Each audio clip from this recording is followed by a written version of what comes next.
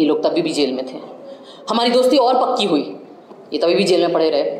फिर हमें मोहब्बत हो गई, ये तभी भी जेल में थे, इनको बेल की सुनवाई भी नहीं हुई थी। फिर हम एक दूसरे के परिवार से मिल लिए, तभी भी जेल में थे। परिवार मान भी गए, हिंदू मुसलमान शादी है, परिवार मान भी गए, न्याय व्यवस्था अभी तक नहीं मानी हमारी। 4 साल बहुत लंबा वक्त होता है। इस मंच के माध्यम से हमारी न्याय व्यवस्था को याद दिलाना चाहती हूँ कि 4 साल कितना लंबा वक्त होता है। सितंबर 2020 में उमर गिरफ्तार हुए थे, तब से कोविड के 3 वेव आकर चले गए हैं। 3-4 अलग वेरिएंट निकल के आ गए हैं इस बीमारी के, उनके इलाज भी लगभग आ गए हैं, पता चल गए हैं। फहाद जो मेरे अब पति हैं, उनसे मिली, दोस्त थी पहले। जब उमर गिरफ्तार हुए हम दोस्त थे, जब अतहर गिरफ्तार हुए हम दोस्त थे, महज दोस्त थे। उन 4 साल में हमारी दोस्ती पक्की हुई। ये लोग तभी भी जेल में थे, हमारी दोस्ती और पक्की हुई, ये तभी भी जेल में पड़े रहे। फिर हमें मोहब्बत हो गई, ये तभी भी जेल में थे, इनको बेल की सुनवाई भी नहीं हुई थी। फिर हम एक दूसरे के परिवार से मिल लिए, तभी भी जेल में थे। परिवार मान भी गए, हिंदू मुसलमान शादी है, परिवार मान भी गए, न्याय व्यवस्था अभी तक नहीं मानी हमारी। हमने शादी कर ली, हमारी बच्ची हो गई, हमारी बच्ची अब 1 साल की हो गई। 4 साल बहुत लंबा वक्त होता है। 4 साल में और भी चीज़ें हुई। जिन लोगों को 56 इंच के कपड़े फिट आते थे, उनके कपड़े नॉर्मल साइज के हो गए हैं। जो लोग 400 पार करने गए थे, वो 240 में निपट गए। 4 साल में एक इस देश का एक कन्विक्टेड, मैं नहीं कह रही हूँ, हमारी न्याय व्यवस्था ने जिसको कन्विक्ट किया है रेप का, वो इंसान राम रहीम, वो भी 4 साल में 10 बार बेल और पैरोल पा गया। जिस केस में उमर जेल में है अभी, या वन ऑफ द केसेस जिसमें उमर जेल में है अभी, उस केस में कई पिटिशन दाखिल हुए थे, उनमें से 2-3 में मेरा भी नाम था।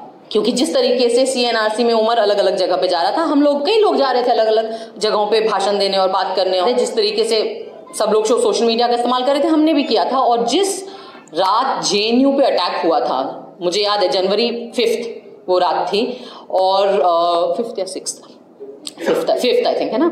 हम लोगों को मैसेजेस कर रहे थे, वीडियोस भेज रहे थे, और मैं वो वीडियोस पोस्ट करके कह रही थी कि JNU में ये हो रहा है, सड़कों पे आइए, आप लोग सड़कों पे आइए, पीसफुल JNU के गेट पे आइए, वहाँ इकट्ठा होइए। तो जिस तरीके का क्लिप उमर का सर्कुलेट हुआ था, जिस पर फाइनली उसके ऊपर अरेस्ट हुआ, उस तरीके के मेरे लिया गया था, और मेरा भी नाम कई पिटिशंस में आया।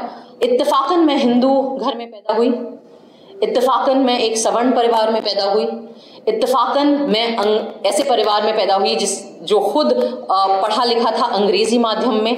इत्तेफाकन मैं अंग्रेजी माध्यम में पढ़ी लिखी हूँ और बोल सकती हूँ। आप एक मुसलमान को आतंकवादी बता सकते हो, लेकिन शायद एक Hindu x naval officer, teacher, professor mother की बेटी को आतंकवादी बताना थोड़ा ज्यादा हो जाएगा, कन्वीनियंट नहीं होगा हमारी मीडिया के लिए। मुझे अक्सर लोग बोलते हैं कि क्यों तुम इतना चपड़ चपड़ बोलती हो, तुम चुप क्यों नहीं रह सकती हो, तुम्हें अपनी फिल्मों में काम करने में तुम क्यों संतुष्ट नहीं हो, तुम्हें क्या जरूरत है कि हर मुद्दे पे, हर ऐसे सामाजिक मुद्दे पे, पॉलिटिकल मुद्दे पे, न्याय के मुद्दे पे तुम अपना मुंह उठा के बात करती हो। और मेरा जवाब हमेशा यही होता है, क्योंकि मैं इसलिए आज आज़ाद घूम रही हूँ, यहाँ पे स्वतंत्र हूँ, अपनी ज़िंदगी जी रही हूँ, अपनी बच्ची की बर्थडे पार्टी मना रही हूँ, बढ़िया शादी करी, मैंने ढोल बजवाए, क्योंकि इत्तेफाकन मुझे एक प्रिविलेज मिल गया मेरी आइडेंटिटी का, और वो जो मेरा प्रिविलेज है